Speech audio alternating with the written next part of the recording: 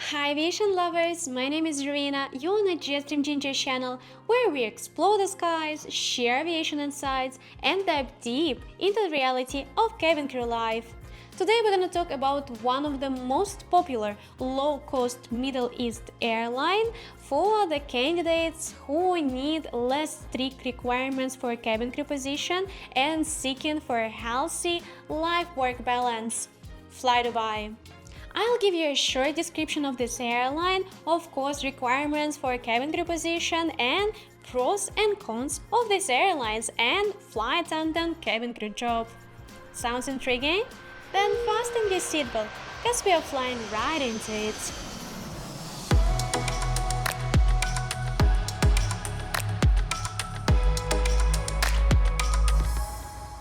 Yes, FlyDubai is a low-cost airline, but it's not that low-cost if you're gonna compare it to the popular low-cost carrier, for example, Wizz Air and Ryanair, because they actually have a pretty good service on board. Yes, it's chargeable. They also have nice entertaining systems there, of course, chargeable, and they have a premium cabin, which is not common for low-cost airlines.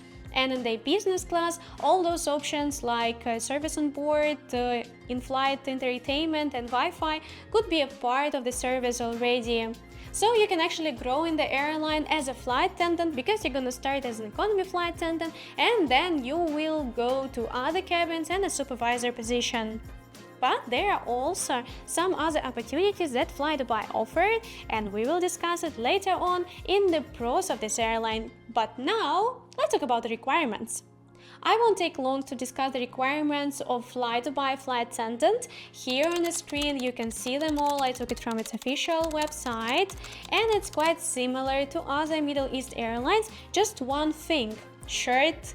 Queens, that's for you because they require the minimum of 158 centimeters, not like other airlines like Emirates or Qatar who require the minimum of 160 centimeters. So if you're a bit shorter and you cannot pass Emirates or Qatar or Etihad assessment open day because of your haze, FlyDubai is one of the options. And of course, I'll give you the reason to apply for this airline. Yes, that's a low-cost airlines, but that doesn't mean they don't offer a lot of opportunities for its flight attendant, and they actually have a lot of pros. And I'm gonna start with one of the most important for me, the healthy environment in the company. FlyDubai is really popular in Middle East cabin crew community because it offers a lot of the support for its employees. The atmosphere inside the company is really nice. They don't have that reporting culture as Emirates or Qatar has because it's a low-cost airline, and that's actually its advantage. So Emirates, Qatar, Etihad, they have a lot of their shoulder. They represent themselves as a luxurious, super best airlines. So they compete a lot and they need to offer this incredible service, which FlyDubai doesn't because it's a low-cost airlines. So they don't put a lot of pressure on its crew. When you work on board, you're not scared that you do something wrong and you will report it immediately even for a small thing because they don't have this reporting culture in general in the company. As well, you can talk with your manager more easily because they have less staff and I would say they are more human. I really like the culture, environment inside of the FlyDubai airline. Also, one of the advantages of working for FlyDubai for a flight attendant is a flexible roster. Yes, you're getting your schedule once a month and you see all those flights all together, but it's way easier to swap your duties with your colleague. So you can have a days off for specific days, you can swap your duty for days off, you can swap your days off for duty. So it's way easier to deal with your schedule. A friend of mine even had a part-time job out of FlyDubai as a cosmetologist because she able to swap her duties a lot. which is almost impossible on Emirates. Yes, when I worked there, we also had kind of the system where we possibly could swap our flights, but there were so many legalities and restrictions, which was absolutely impossible to swap some of your duties, especially if you have US visa. That was a hassle. In FlyDubai, it's not like that. It's quite actually easy to swap your duties, to have more days off or more duties if you want to have more of those. You just need to find a person with whom you want to swap those. Faster upgrade is also one of the advantages of FlyDubai because, for example, if you want to become a main cabin crew on board the Emirates, you need to work for at least 12 years in a company. In FlyDubai, it's going to be way faster. First of all, because they have less cabin, they have economy, they have business, and then a supervisory crew. So it's less steps to become the senior on board the aircraft, and it will take you less years to reach that position in FlyDubai. Career growth opportunity is also something that I like about FlyDubai because you can actually move to the management part of the airlines, and it's way easier than with other airlines. For example, with Emirates, you also had this kind of opportunity, but as I said, with the swap, it was almost impossible. Even if you work for ages with the airlines, it's quite difficult to move to the management. With FlyDubai, it's way more easier because they have less staff, you are more close to your manager, and if you have the right skills for the right position, you can apply for it. Also, a friend of mine worked part-time as a flight attendant and part-time as an HR manager for FlyDubai, so she was hiring crew and she was a crew at the same time, so that's also quite nice. Impossible with Emirates, but with FlyDubai it is. But this airline can be ideal, right? So we need to discuss challenges to have a clear picture for you, so you will decide if you want to apply to become a flight attendant of FlyDubai or not. By the way, guys, I'm filming this video with flu. I have a fever right now. You might even hear that my voice is a bit different. So if you want to support this channel, because I literally put a lot of effort on it and I want to post on the schedule so you receive your content on time, please support me with a like, maybe even write something in the comments so it will promote this video, because I really put a lot of effort even being sick. Let's continue. Low-cost airline. It's an advantage and disadvantage at the same time because it doesn't hold so much reputation as other airlines like Emirates, Qatar, Etihad.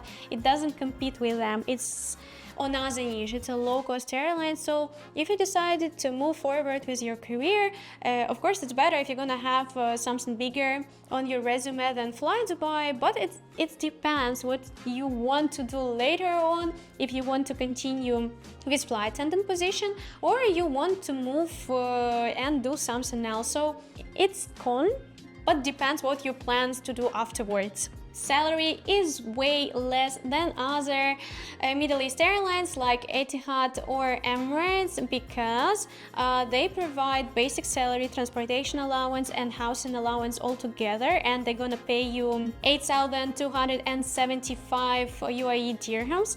Also per 1 hour they're gonna pay you 48 UAE dirham per 1 hour. So in total in a month you're gonna be getting around 13,000, depends how many flight hours you have, and you're gonna tell me that it's similar to Emirates and Qatar, but as I told you, it already includes accommodation allowance. So that's the salary altogether. If you're living in a crew accommodation in Emirates, you're getting the same amount of money. If you're living out, you're gonna be getting additional 5,000 UAE dirhams on top of your salary. So Emirates with accommodation allowance is at least 16, 17, 18. Depends which cabin you work, it will be more than 20.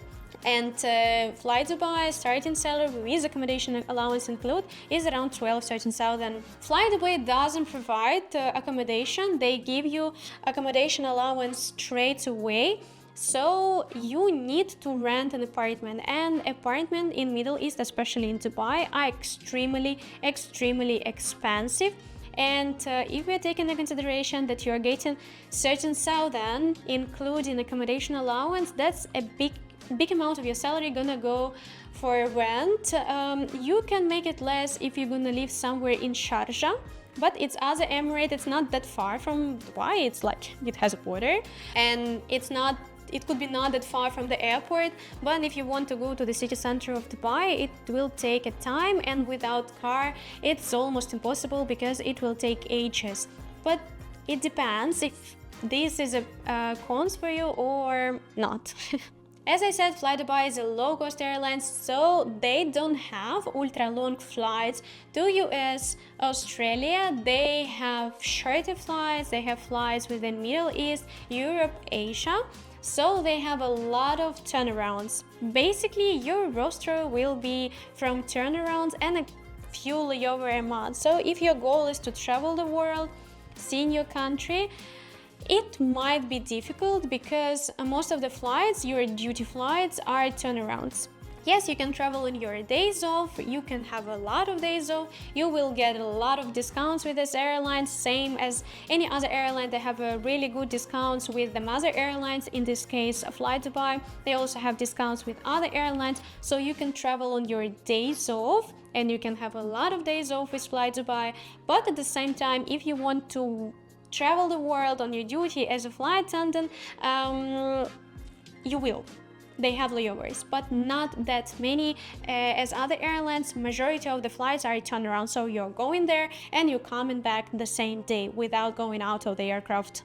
Of course, FlyDubai is a low-cost airline. It doesn't have the reputation of the luxurious, one of the top airline in the world, like other Middle East airlines do, but at the same time, they give you a lot of opportunity for personal growth. If you want to have a healthy life-work balance, it's quite good airlines to work for. If you want to do something part-time, it's also provide you that option because you can swap your duties to have more days off.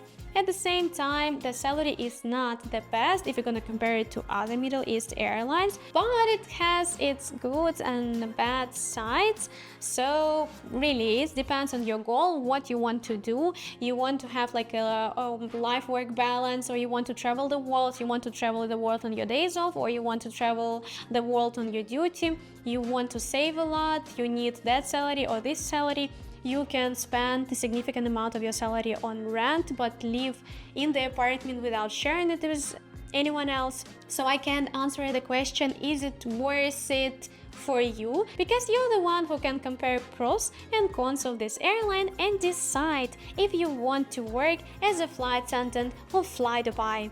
I really hope, guys, you enjoyed this video. Don't forget to write your opinion in the comment as well. Don't forget to like and subscribe to the channel if you like what I'm doing, because it gives me motivation to do more of such videos. And I believe I see you soon. Bye!